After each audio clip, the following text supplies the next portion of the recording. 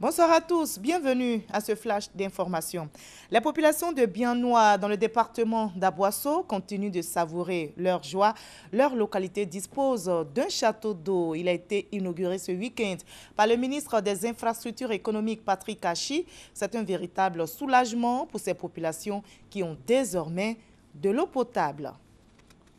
La journée mondiale de la population célébrée tous les 11 juillet a été marquée hier en Côte d'Ivoire. Les festivités se sont déroulées dans la ville de Korogo en présence de la ministre du Plan et du Développement, Nialé Kaba. Au cœur de cette célébration, la situation des adolescents. La ministre du Plan et du Développement a lancé un appel à tous à plus d'engagement, notamment en faveur des jeunes filles en vue de leur implication dans les progrès réalisés pour l'amélioration du bien-être des populations. On y reviendra ce soir. Demain, lundi 1er août, démarre la semaine nationale de la propreté, de l'embellissement des villes et communes de Côte d'Ivoire. Cette semaine de propreté est une initiative du ministère de la Salubrité urbaine et de l'assainissement. La ministre Anne-Désirée Ouloto veut impliquer toutes les populations dans cette opération. Thème retenu pour cette première édition, une ville propre et assainie, c'est l'affaire de tous. Et le Mont Peko, dans l'ouest ivoirien, débarrassé de ses occupants illégaux. Le processus de déguerpissement est en cours. C'est une initiative du gouvernement ivoirien qui a décidé donc de restaurer ce parc national. F. Bouy. Cours de la chefferie de Bagor, village situé à 25 km de Diokwe dans la région du Guémon.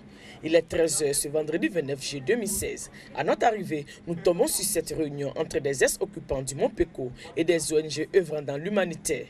Objectif, recenser les principaux besoins en urgence des populations sorties du parc national du Mont Peko. Une action qui fait partie du plan d'action d'urgence du Mont Peko élaboré par le gouvernement ivoirien en collaboration avec le coordonnateur humanitaire du système des Nations Unies. Il vise à mettre définitivement un terme à l'exploitation abusive et illégale de ce parc occupé par des clandestins à la faveur des différentes crises survenues en Côte d'Ivoire. Les occupants ont donc jusqu'au 31 juillet pour évacuer le Mont Peko et ses environs. À Bagor, village périphérique au parc, dans sa partie sud, on estime à près de 1000 le nombre des occupants sortis du parc et dont les campements avoisinants ont été détruits. Les besoins sont donc réels. Actuellement, on a le problème de manger. Ceux qui viennent là-bas n'ont pas de place à dormir. Nous-mêmes, on n'a pas de nappes, on n'a même pas de couchettes, on a des problèmes. Le gouvernement n'a qu'à nous aider pour venir nous aider. Et puis, c'est lui comment on va faire, nous on va vivre. Pour plus toucher du doigt la dynamique du processus d'évacuation, nous décidons de visiter quelques campements déguerpis. 15 km à parcourir à partir de Bagor. Deux fils du village devenus nos guides pour la circonstance nous accompagnent.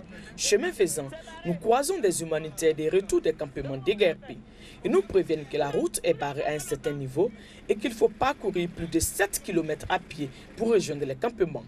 Il est 14h30 quand nous entamons notre marche. Après plus d'une heure et demie, nous atteignons enfin les premiers gros campements. 3 sites visités, Parc 1, Petit Ouaga et Alberco. Ici, vivaient près de 2000 âmes. Et oui, tout a été détruit il y a de cela quelques jours par les agents de l'Office ivoirien des parcs et réserves OIPR.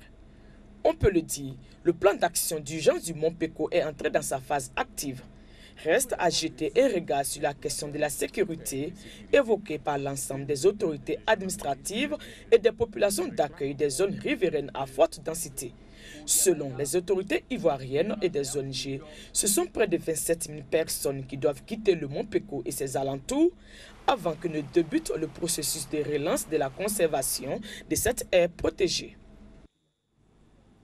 Hors de la Côte d'Ivoire en France, une messe dominicale à l'émotion tangible. Près de 2000 fidèles catholiques accompagnés d'au moins une centaine de musulmans se sont réunis ce jour dans la cathédrale de Rouen en France, pleine à craquer pour rendre hommage au père Hamel, le prêtre assassiné de Saint-Étienne de Rouvray.